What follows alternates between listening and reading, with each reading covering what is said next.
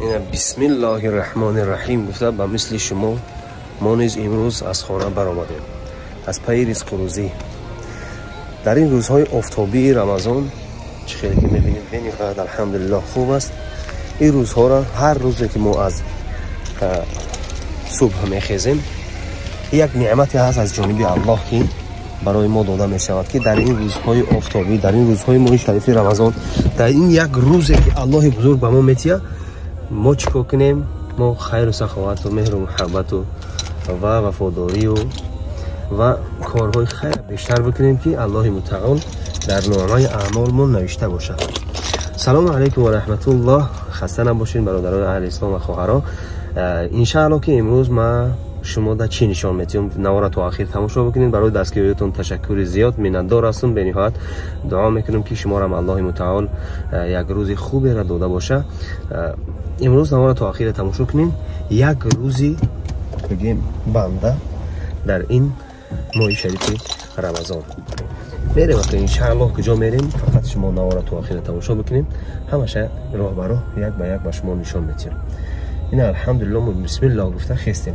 وقتی انسان با بسم الله میخیزه هر یک کار با بسم الله میکنه، هر یک رزق روزیشه، هر یک کارش ان شاء الله که الله چی میکنه برکت میتیه. ما خیلی کس کو میگه که هر لقمه که میخوری بگو بسم الله، هر یک نفس فرو بری یا الله، هر کار که میکنی خدا خواهد گوی کارت بر رواج میشود ان شاء الله. این الحمدلله نزد صحنه که ما زندگی میکنیم الحمدلله چه خیلی که میبینیم همه اول برف و آب نشیدن، لیکن الحمدلله افتاب گرمگینه کودکا بازی کلیستیان. ما الحمدلله از خانه برآمدیم از پی رزق و روزی. فقط نوار تا آخر تماشا کنید ان شاء الله. الله جزای خیرتون بده. رفتیم یه چیز دیگه بس همه شما نرسوندم. امروز الحمدلله جمعه بوده، یعنی ما برآمدم اگه ان شاء الله روان هستیم به سوی مسجد. در این روز جمعه اگر هر نفری که به سوی مسجد روان میشود در هر یک قدمش الحمدلله الله متعال حسنات مینویسه، ثواب مینویسه. ما الحمدلله روانیم، لیکن خیلی نعمتی که الله به ما داده بگیم که ماشینه این نعمت ما استفاده میبریم. در این روز مبارک اگر هر یک نفری که صلوات بیشتر بفرسته ان شاء الله که الله اجر و پاداش زیاد به دست میاره. حبیب خدا صلی الله علیه و سلم گفتن که هر اون نفری که در روز جمعه ما یک صلوات بفرسته الله به او 10 تا صلوات میفرسته. و این خاطر شما هم الحمدلله دائم صلوات بفرستین. ما میگیم که اللهم صل علی سیدنا محمد و علی آل محمد. مسجدی که ما میریم ولی برای شما نشون میدیم که چگونه مسجده و ما بیشتر جمعه ها در همین جا میخونیم. هر اون نفری که در کاتلنیکی اکتیابرس کرایون زندگی کنه کار فعالیت کنه مسجد انم تایمی شده دوم داره. انم جو ما بچه‌ها رو ولیسیا مسجد همین جای خوش به اولشون کدوم نفری باشه یا 4 کیلومتر 5 کیلومتر گرفته مسجد که دیگه اینجا هم 5 وقته میشه هم تراویح میشه. باور کن بهترین आहे. خداوند خیلی انسان ها را باز هم زیاد بدونه اون مسجد باز میرم با قاعده درون اشتیام کم میکنم برای شما نوار میکنم که چگونه است.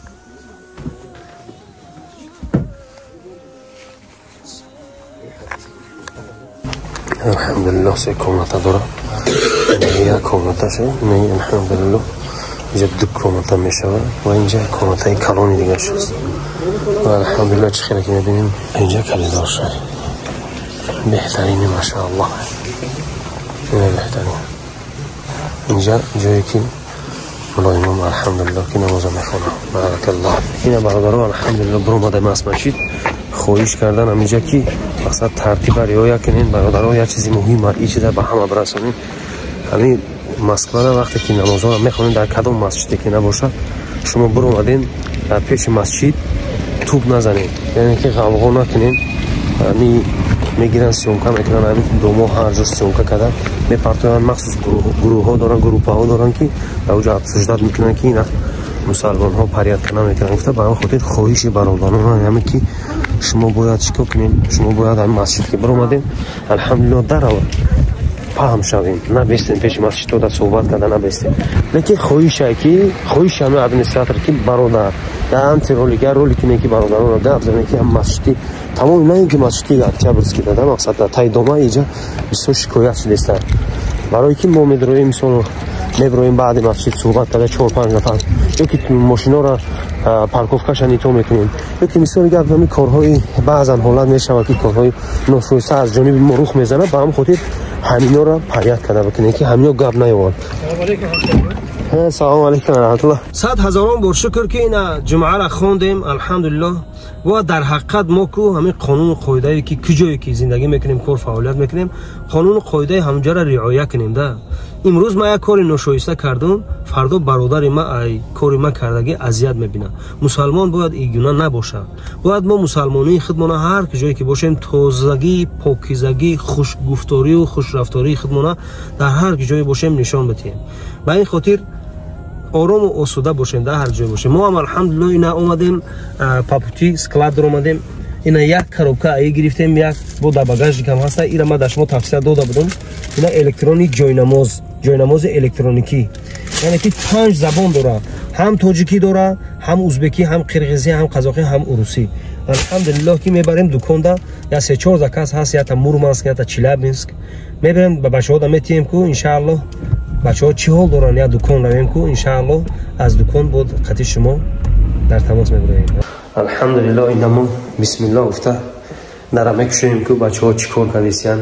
Ина офис мо ҳам вақт дар навромо мегем ки 333 ку ина бисмиллоҳ гуфта ку бародаронро бинем ку чӣ хела чӣ кор кардисиян.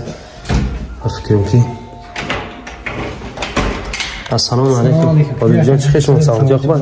Ику ҳазрат ҷон ҳамиҷа ҳазрат. Салому алейкум. Салому алейкум. Ин ҳазрат ҷон. Эне ки барвақт мебинен ҳазрат ҷон. Мой чинес, мой хов неса меган ба. Бале, хушбахтон. Салом. Хубен тенҷе кор. Алҳамдулилlah, мишо. Ҳама бачаҳо. Дай хона кор афтеста бачаҳо дам ҷан мемнан. Ой, ҷунҷун. Ина. Ремонт.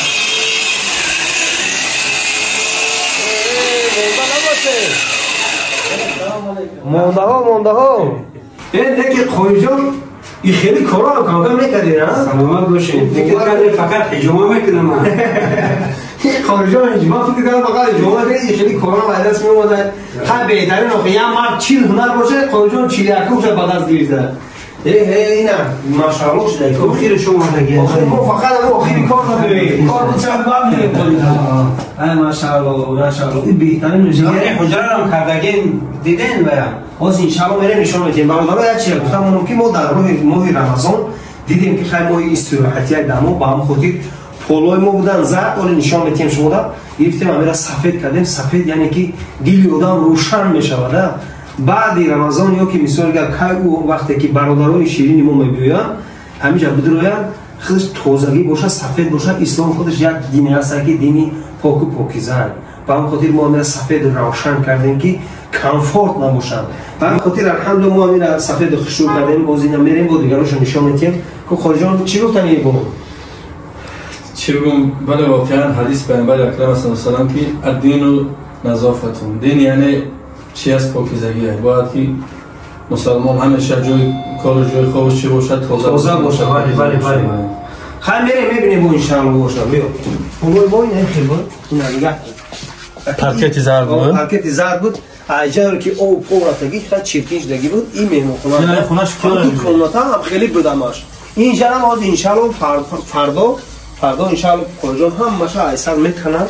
айсар наоша мезана. ина нигах ки сафед ина комнатаи дига ҳастад ку алҳамдулиллоҳ биё қори авҷаи ина нигах ку ина ира дина кардиама бардоро ина ман надудум ина хуш маошо нигах машааллоҳ иҷаш иншааллоҳ ки тиёр шуда.